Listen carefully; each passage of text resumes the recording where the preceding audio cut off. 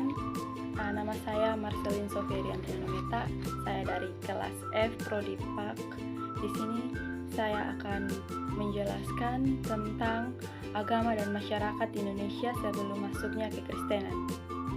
Yang pertama, kepercayaan sebelum masuknya ke Kristenan. Sejarah agama di Indonesia dimulai dengan kepercayaan asli Nusantara, kepercayaan leluhur.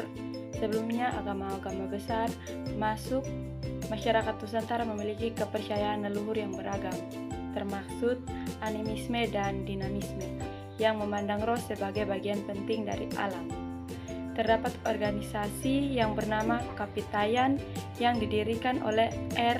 Swekadar Sastromuja pada tahun 17 Desember 1979 yang bertujuan untuk memelihara dan mengembangkan kultur Kapitian dan kebudayaan Pancasila. Kapitian adalah kepercayaan atau agama kuno yang dianut oleh bangsa-bangsa proto yang berkulit hitam di mana mendiami Nusantara sebelum bangsa Austronesia yang bersifat monoteisik dan menekankan hubungan harmonis antara manusia dengan alam dan Tuhan. Ajaran utama Kapitia menekankan pentingnya menjaga keharmonisan antara manusia dengan alam dan Tuhan. Manusia harus menyelaraskan diri dengan Tuhan agar tercipta hubungan yang harmonis dan manusia diwajibkan untuk menjaga hubungan baik dengan alam dan segala ciptaannya. Yang kedua, ritual penganut Kapitia, melakukan sembahyang dengan gerakan tulajeng atau berdiri tegak dan swakep yang diarahkan ke hati sebagai tanda bahwa Tuhan bersemayam di dalam hati. Beberapa penganut Kapitayan meyakinkan adanya kekuatan gaib pada berbagai benda dan alam. Kemudian diikuti oleh beberapa agama asli yang masih ada sampai saat ini, baik yang murni maupun yang telah mengalami sinkretisme dengan agama asing, seperti agama Hindu, Bali, Kajewan, dan Masada, Islam tua. Melalui dan Buddha telah dibawa ke Indonesia sekitar abad kedua dan abad keperdagangan dan migrasi membentuk keberagaman agama yang kaya. Yang kedua, Hindu dan Buddha. Hindu 4 Masehi, ketika pedagang dari India datang ke Sumatera, Jawa dan Sulawesi membawa agama mereka. Hindu mulai berkembang di Pulau Jawa pada abad ke-5 Masehi dengan kasta Brahma yang memuja Siva. Pandangan juga mengembangkan ajaran Buddha pada abad berikut lebih lanjut dan sejumlah ajaran Buddha dan Hindu telah mempengaruhi kerajaan-kerajaan kaya seperti Kutai, Sriwijaya, Majapahit, dan Sailendra.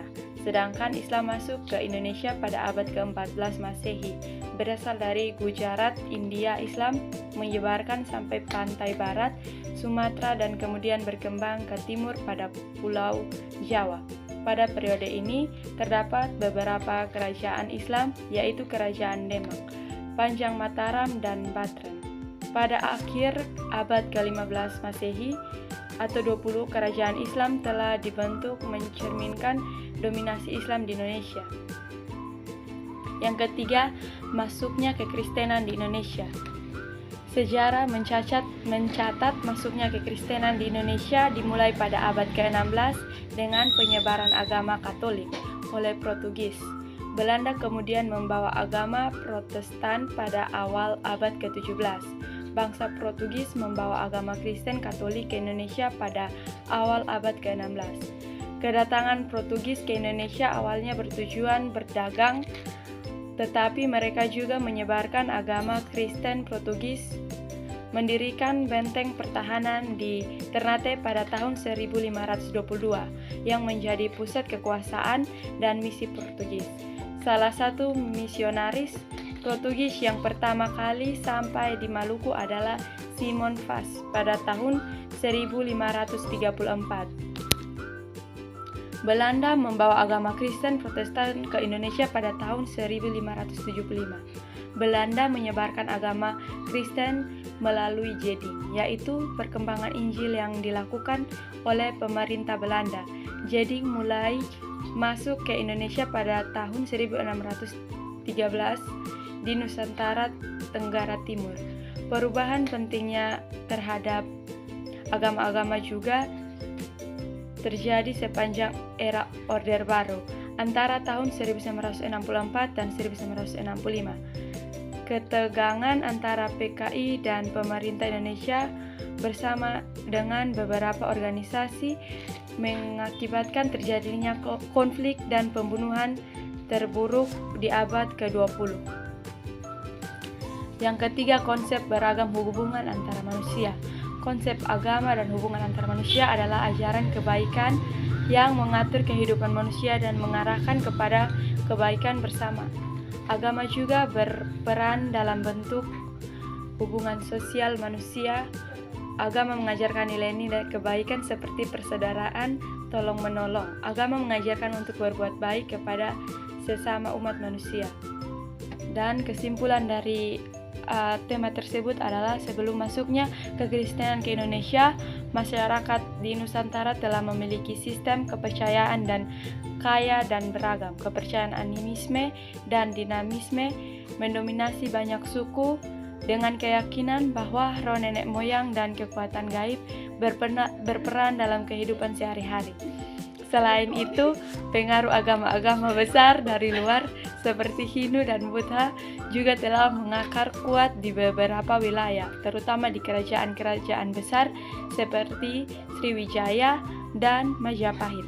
Dalam masyarakat prakekristenan, sistem sosial dan budaya berkembang berdasarkan nilai-nilai kepercayaan yang dianut.